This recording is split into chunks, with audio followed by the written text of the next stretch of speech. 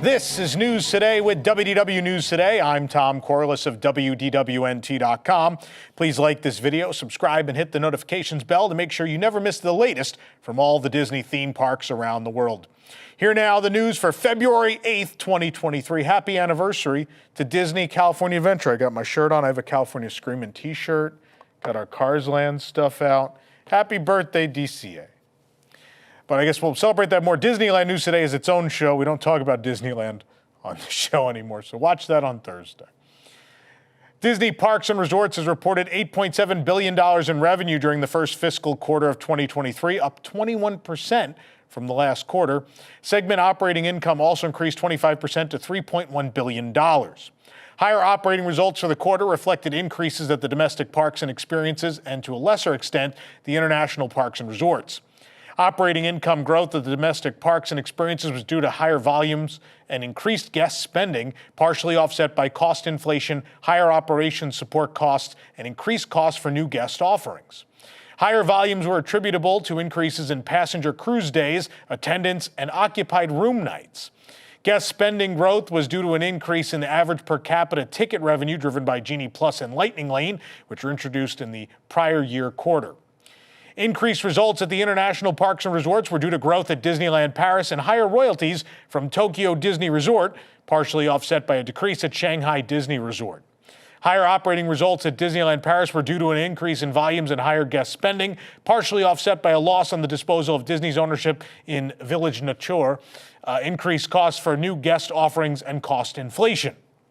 Higher volumes consisted of increases in attendance and occupied room nights. Guest spending growth was driven by an increase in average ticket price and higher average daily hotel room rates. The decrease at Shanghai Disney Resort was due to lower attendance, reflecting fewer operating days in the current quarter compared to the prior year quarter as a result of COVID-19 related closures. Disney Parks made $7.4 billion in Q4 of 2022 and $28 billion over that full fiscal year. I want to stop and mention this quick because Disneyland Paris, what a success story from start to finish this 30th anniversary has been. Good for them. I love Disneyland Paris.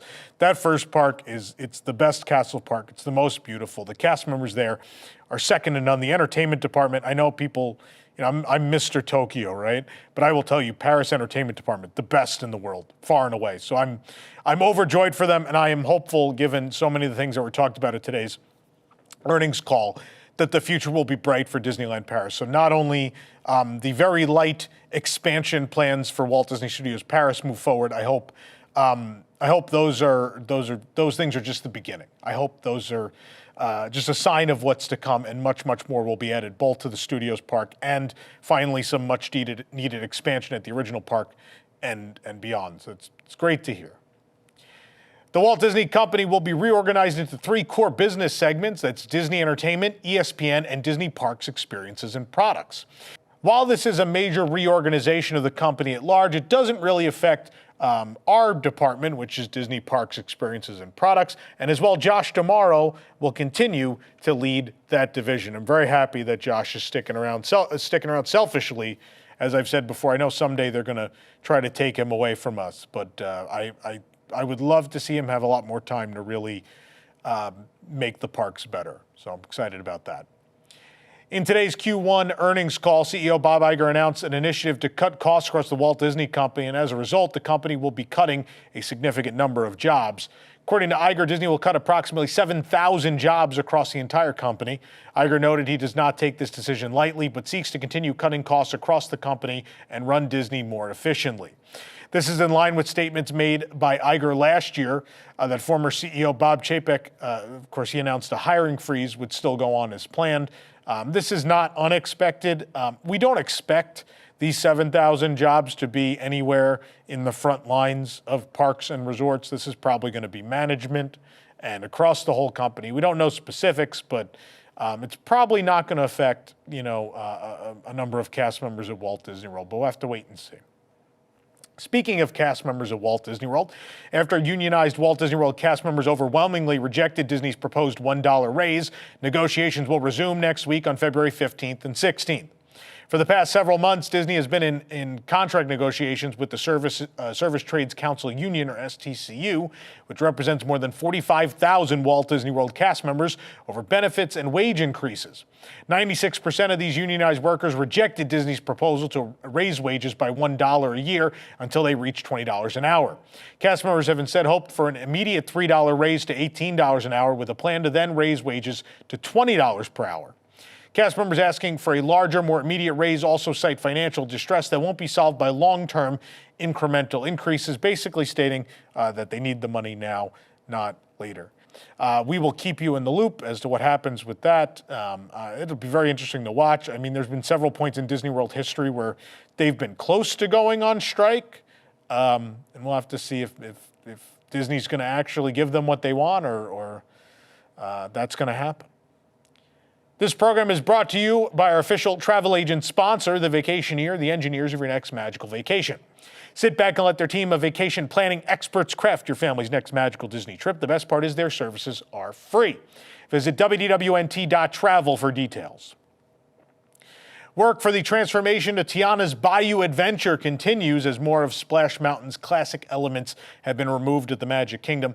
This morning, we arrived to find that the main Splash Mountain sign, the one with Brer Rabbit on the top of a sort of a pile of furniture, had been removed. Also, that classic, quote-unquote, carved statue of the Br'ers from outside of the Frontierland train station was also removed today. It had been holding on for a couple days, but no more. Likewise, the sign for the Briar Patch gift shop has also been removed. Splash Mountain closed permanently last month at Walt Disney World and will close at Disneyland later this year, rumored to be May.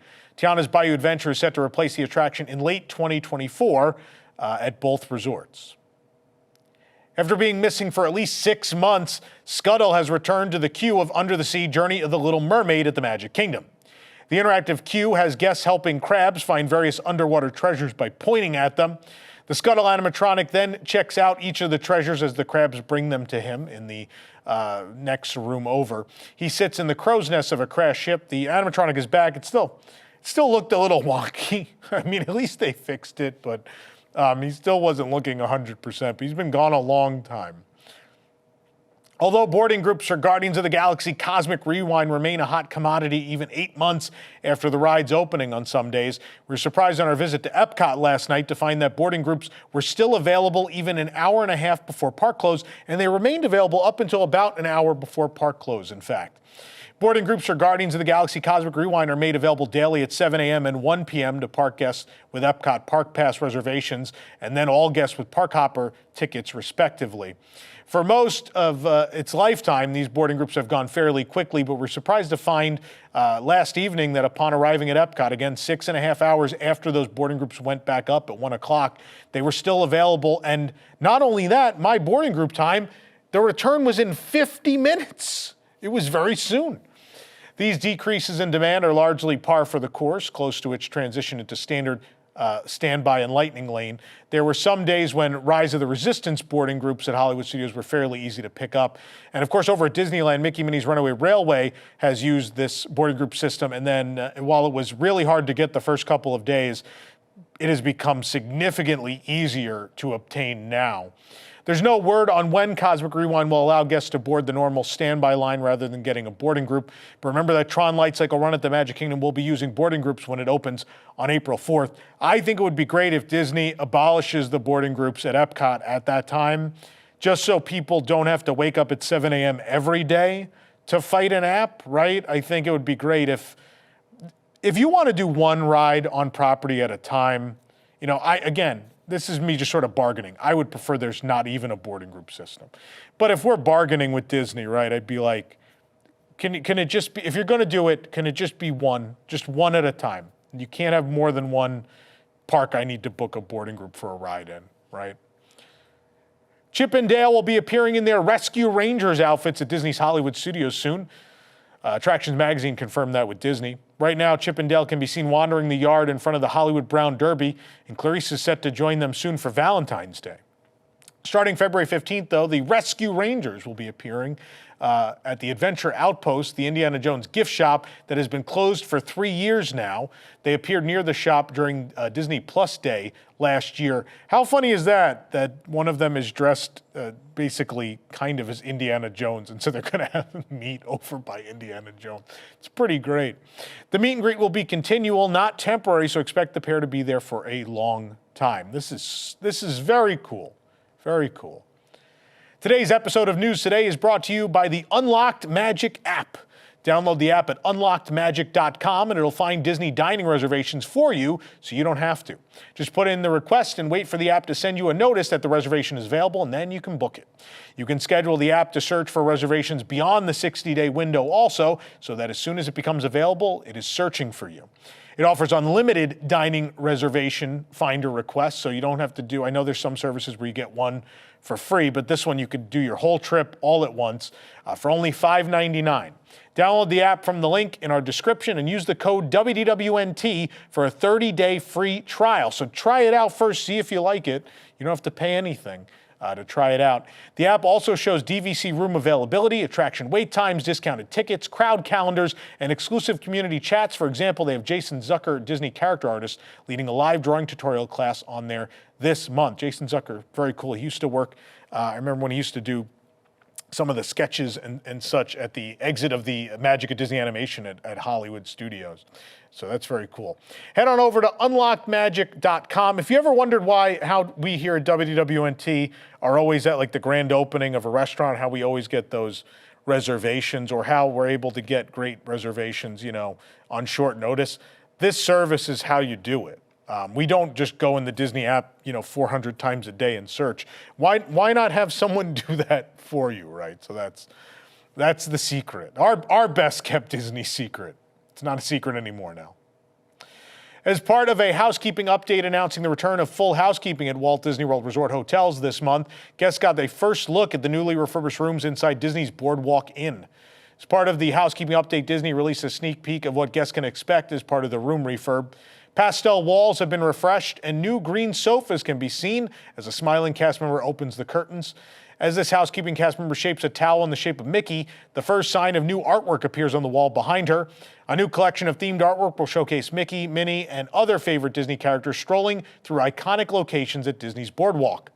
Mickey, Minnie, Donald, and Daisy can be seen enjoying each other's company while floating in swan boats in this new piece of art. And the couples have the perfect view of a sunset behind a picturesque boardwalk while enjoying their time on the lake. More waterfront scenes bring a bit of the boardwalk scenery inside the rooms. The newly refurbished rooms are expected to open for stays within the next few weeks. They're almost done. The resort, of course, is modeled after the turn-of-the-century boardwalks in such coastal cities as Coney Island and Atlantic City, New Jersey. And Disney has stated they intend to keep this theme throughout all their refurbishment projects happening at the boardwalk. It's important to note that because no one has felt that way about the Carousel Coffee Shop, and people are worried about the current ongoing lobby refurbishment. But I will say this. When I stayed at almost every room on property post-COVID as we did all those room tours, which you can watch. There's like hundreds of them here on the channel. BoardWalk was one of my least favorite rooms property-wide. It was kind of dim. I didn't like the decor. It was, I wouldn't stay there. I really wouldn't. At least based on these photos, the little glimpse we got, I'm shocked to say this, it looks like an improvement. And I'm happy about that. We'll wait to see how the rest turns out, but it's nice. It's nice to see that it looks like for the first time in a long time, it feels like a room refurbishment is an improvement. Disney and Coach have released a new Walt Disney World Lunchbox bag that celebrates the 50th anniversary of the most magical place on Earth. Mickey Mouse and friends are seen enjoying a fun day out at Walt Disney World on the front of the new bag, available now at the Coach store in Disney Springs exclusively at that location. In fact, retails for $595. It's, of course, modeled after the actual Lunchbox that Walt Disney World sold in the 70s. We actually have one in our museum up at the front of WDWNT Celebration here for people to come see. But again, this was previewed over a year ago. It's finally now released. Yeah, and it's super cool. I mean, I don't buy Coach bags for a number of reasons, but if I did buy one, this would probably be it. Hong Kong Disneyland shared progress on the upcoming land World of Frozen this week. The world's first Frozen-themed land is set to open later this year. It'll be the park's largest expansion, featuring 2 new attractions, Frozen Ever After and Wandering Oaken Sliding Sleighs, a restaurant, and as well shopping outlets. The Disney Parks blog shared time-lapse animation of what the land will look like as it transitions from day to night. Quote, in this time of happily ever after, peace and prosperity have returned to the Kingdom of Arendelle. Guests are invited from near and far to take part in the joyous celebration of Summer Snow Day, said Michael Den Dulk, Executive Creative Director for Walt Disney Imagineering. At a recent Hong Kong Disneyland Fan Fest event, Den Dulk gave fans some additional construction updates on the new land. He stated that World of Frozen will take immersive storytelling to new heights. Den Dulk went on to say that the goal was to create a genuine and lively Arendelle for guests to fully experience the world of the Frozen movies. Disney also released drone footage of the construction site showcasing the entire Kingdom of Arendelle. The land is highlighted and made more realistic from the Lantau mountain range behind Hong Kong Disneyland. As seen in the drone video, the construction of Arendelle Village is nearly finished, with the Clock Tower, Elsa's Ice Palace on the North Mountain, and Arendelle Castle all in place.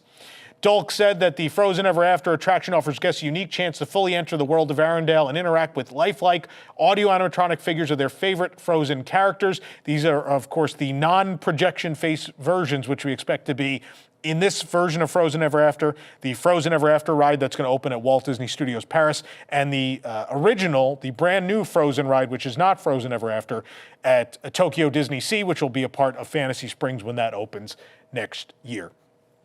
I want to say this. I'm so happy to hear Hong Kong Disneyland restrictions, a number of them have been lifted.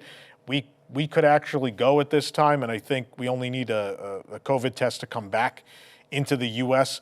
In fact, we were talking about going in the spring, but I think at this point, I'm seeing this land, I'm just going to wait. I'm not the world's biggest Frozen fan. This looks gorgeous. And again, that park, and I say this all the time, the failure of Hong Kong Disneyland, kind of because Disney moved on with Shanghai and the other entities that own a portion of it, have not been able to make it work.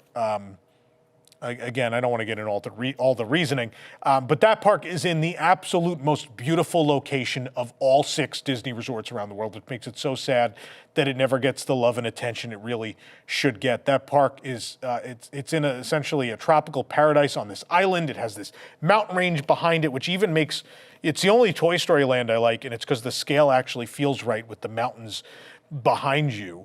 But I mean, this being in the back of the park with the mountains behind it, it actually looks like Arendelle. And then beyond that, I will say, like, the attention to detail in the land looks amazing. The buildings look great. This just looks phenomenal. And I don't know why I'm so excited. One of these rides we already have, but again, better animatronics, and then a new family coaster as well. I'm on board with this. I'm very excited, and I hope, knock on wood, things go well over in Hong Kong. Hopefully we'll be out there to cover the grand opening of that later this year. I look forward to it. For the absolute latest on these stories and all those that didn't make it into today's show, be sure to check WDWNT.com and follow us on all your favorite social media platforms. You can support the entire team behind this show and others by joining the WDWNT Interglobe Society at patreon.com/WDWNT. Get access to exclusive content, discounted show and event tickets, and more. A special shout out to all our WIGS members watching who make the show happen every week. A quick plug, tomorrow night on the WDWNT TV channel, we have WDW News Tonight, which now has live music from piano. I'm pointing as if he's there right now. He's not. His piano's there, though. We have live music from Piano Rob playing Disney songs every week, which is a great addition.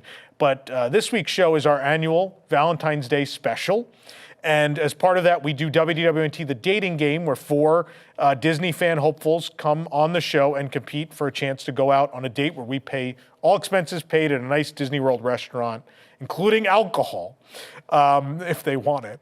And it's something we've done several times, and we really tried many times to, we want to see if we can make this work and actually make a real connection between people. We think would be really cool. And the other game we get to play is the Not So Newlywed game, which has some of our staff couples competing to see how well they know their partner. And that's also happening tomorrow on the show. It's one of my favorite shows we do every year. So check it out. If you want a little Disney theme park fun, a little less news, WDW News Tonight is the program for you, and it's on every week on WDWNT TV. Go check it out. For the worldwide leader in Disney Parks news, this is Tom Corliss saying, enjoy the rest of your today and have a great, big, beautiful tomorrow.